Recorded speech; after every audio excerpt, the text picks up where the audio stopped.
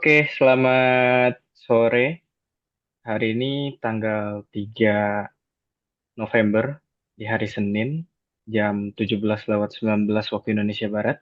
Kami dari kelompok 6 ingin mempresentasikan hasil praktikum final project kami yang dimana eh, mata pelajaran deterministic optimization stochastic eh, probability. Oke, mari kita masuk saja. Untuk anggota kami ada Mas Eden Dante Herianto dengan NIM 280265137. Ada Mas Jaka Wahyu Pratama dengan NIM 28026476663. Dan juga ada Pak Samuel Johan Rahantoknam dengan NIM 28026482262. Dan dengan saya sendiri sebagai moderator Syafasihan Dialhaq dengan NIM 28026474404. Oke, untuk selanjutnya bisa dilanjut oleh teman saya. Ya, terima kasih Kak. Izin melanjutkan pada poin deskripsi masalah. Untuk optimasi deterministik, yaitu sebuah pendekatan optimasi yang mengasumsikan bahwa semua parameter dalam sistem sudah diketahui secara jelas dan tidak berubah secara tiba-tiba. Namun, di dunia nyata, kondisi bisnis seringkali tidak bisa diprediksi dengan pasti. Maka itu, ada proses stokastik yang dimana model stokastik memungkinkan perusahaan untuk memasukkan variabel acak ke dalam analisis sehingga solusi yang diperoleh tidak hanya baik dalam kondisi ideal, tapi juga lebih kuat menghadapi perubahan dan risiko. Dengan menggabungkan kedua pendekatan tersebut, perusahaan bisa membuat keputusan yang terbaik berdasarkan data yang sudah diketahui, sekaligus siap menghadapi variasi dari lingkungan sekitar. Ya, next Kak. Untuk poin selanjutnya yaitu tujuan penelitian. Tujuan utama untuk meng- menganalisis dan mengembangkan model pengambilan keputusan yang optimal dalam kondisi deterministik dan stokastik guna mendukung proses perencanaan, produksi, serta distribusi dalam sistem industri atau bisnis. Dengan demikian, model ini dapat membantu menentukan strategi yang paling efisien untuk meminimalkan total biaya operasional dan memaksimalkan penggunaan sumber daya perusahaan. Ya, untuk selanjutnya, untuk bisa dibaca teman saya, Mas Jaka. Baik, terima kasih. Saya akan menjelaskan tentang modeling dan formulasi. Untuk problem data, himpunan indeks, yaitu ada SCP, yang mana S-nya itu lokasi kandidat pabrik, dalam kurung Yuma, Fresno, Tucson, Ponoma. Kemudian ada C, itu pelanggan, yaitu ada Mr. Jones, bisa disebut YZCO Square Q. Kemudian ada P, yaitu produk, yang mana regular, green, dan party. Bisa dilanjut, Mas. Untuk decision variables itu ada keputusan strategi atau membuka pabrik, yang mana YS 0,1 untuk setiap lokasi kandidat S eh, ES. Keputusan operasional mengalirkan produk dari pabrik ke pelanggan. XSCP lebih besar dari 0 dalam per ton untuk setiap kombinasi pabrik, pelanggan, produk SCP. Bisa di next, Mas.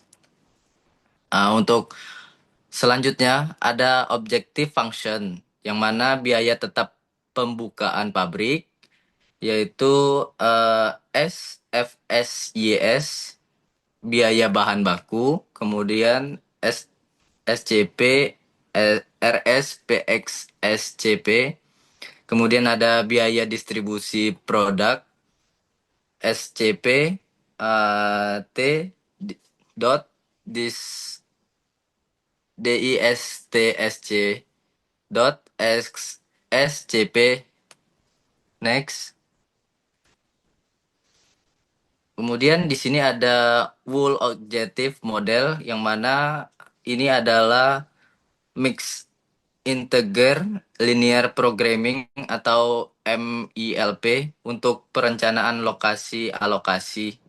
Komponen distrik YS atau buka tutup pabrik mewakili keputusan strategis, sedangkan aliran kontinu XSCP per ton mewakili keputusan operasional penyaluran produk. Ini tujuannya untuk meminimalkan biaya total tahunan dengan tetap memenuhi seluruh permintaan dan menghormati kapasitas.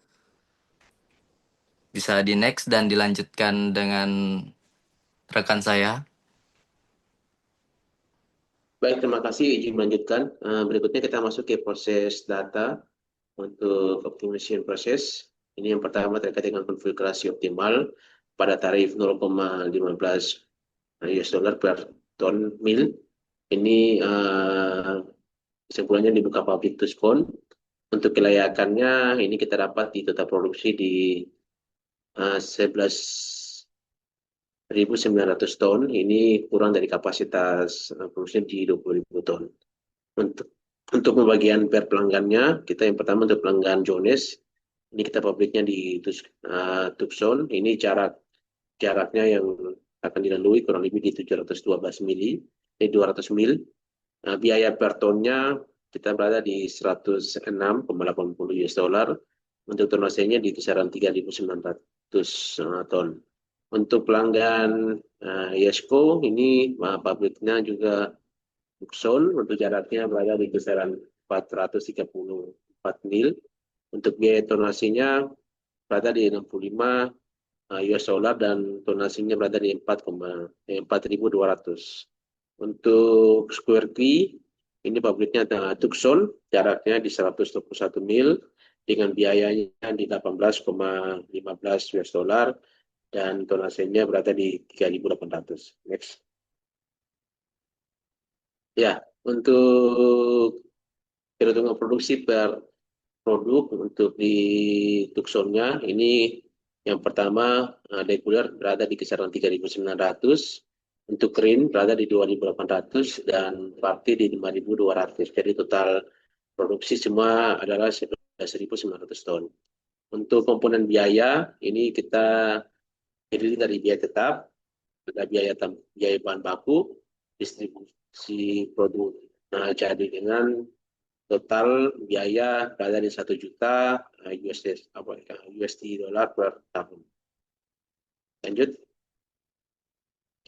Ya, untuk sensitivity testing ini kita berdasarkan dengan tarif menyesuaikan dengan ton mil. Ini kalau kita melihat dari ton milnya dari sisi yang pertama 0,15 US dollar per ton mil, ini di pabrik Tucson sampai dengan biaya yang dikeluarkan untuk 0,4 USD per ton mil, ini masih didominan oleh pabrik Tucson. Tetapi ketika sudah masuk di biaya tarif 0,55, maka untuk rekomendasi pabriknya adalah dari sisi pabrik Fresno dan Tucson dengan total biaya sebesar 3.053.000 USD per tahun. Untuk aman perubahan keputusan terjadi pada sekitar 0,546 USD ton mil. Ini beralih ke subset Fresno dan Tucson. Ini implikasi operasionalnya, ya yang pertama ini kita tentu amankan kontrak transporter, konsolidasi muatan dan optimasi rute, siapkan rencana kontingensi membuka pabrik kedua. Dalam hal ini Fresno, bila tarif mendekati ambang batas. Next. Ya, selanjutnya untuk analisis, yang pertama terkait dengan result analisis. Yang pertama biaya distribusi, ini cara kali ton nasi. Ini mendominasi biaya total sehingga kedekatan ke pusat permintaan menjadi krusial. Yang berikutnya Tucson unggul karena dekat ke Albuquerque dan Phoenix ini rata-rata di kisaran 8.000 ton per tahun. Ini menurunkan komponen jarak. Terus yang terakhir, desain satu pabrik memadai. Ini permintaan di 11.900 kurang dari kapasitas 20.000. Sehingga biaya tetap lebih hemat. Next.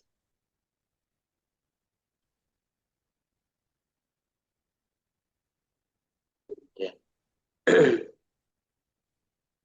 Oke, dari sini bisa saya lanjut.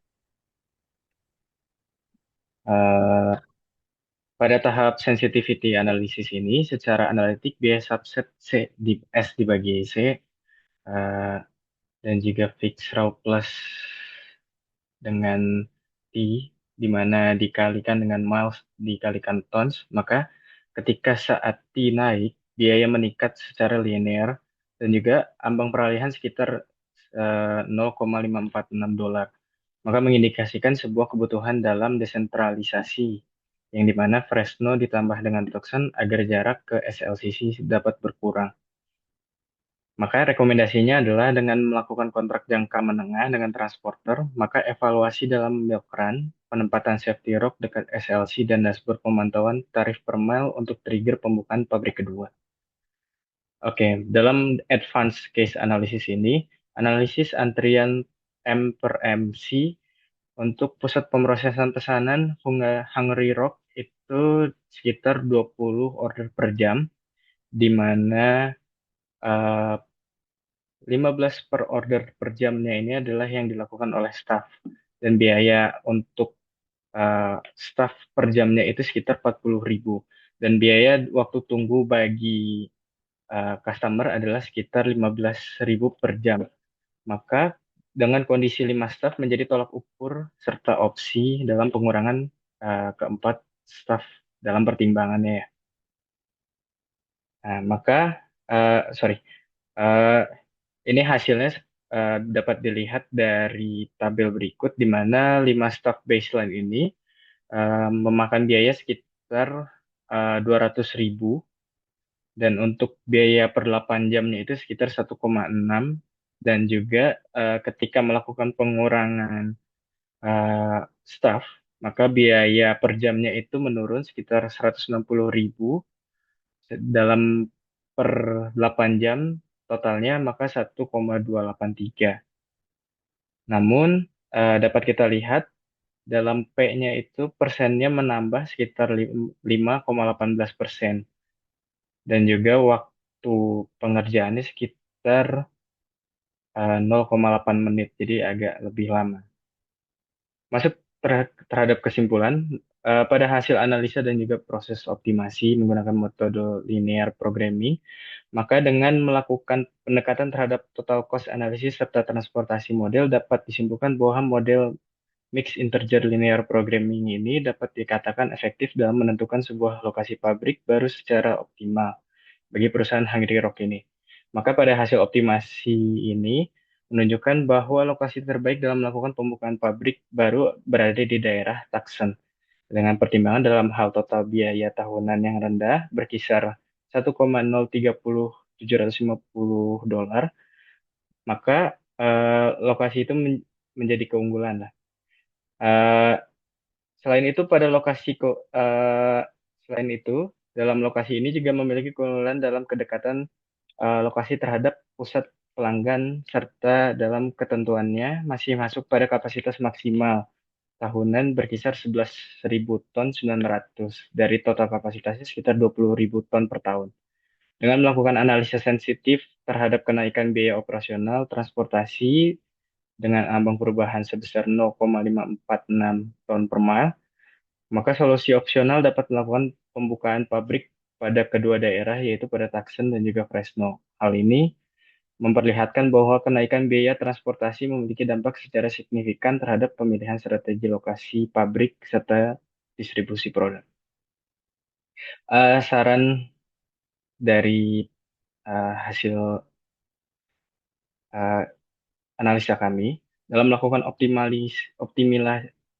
optimalisasi biaya, maka perusahaan dapat melakukan negosiasi kontrak jangka panjang dalam mencegah pihak transporter dalam menjaga stabilitas biaya distribusi, terutama apabila terjadinya peningkatan biaya bahan bakar.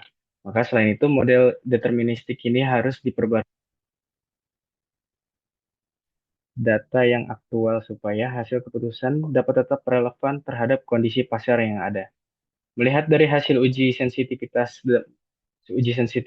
maka perusahaan Hungry Rock harus mempersiapkan rencana pembukaan pada pabrik di daerah Fresno. Karena apabila adanya fluktuasi biaya logistik, maka opsi ini dapat menjadi salah satu jalan keluar yang ada. Oke, mungkin sekian dari presentasi kami dari kelompok 6. Terima kasih atas perhatiannya. Sampai bertemu kembali di lain waktu. Terima kasih, Oke, terima kasih. Mas.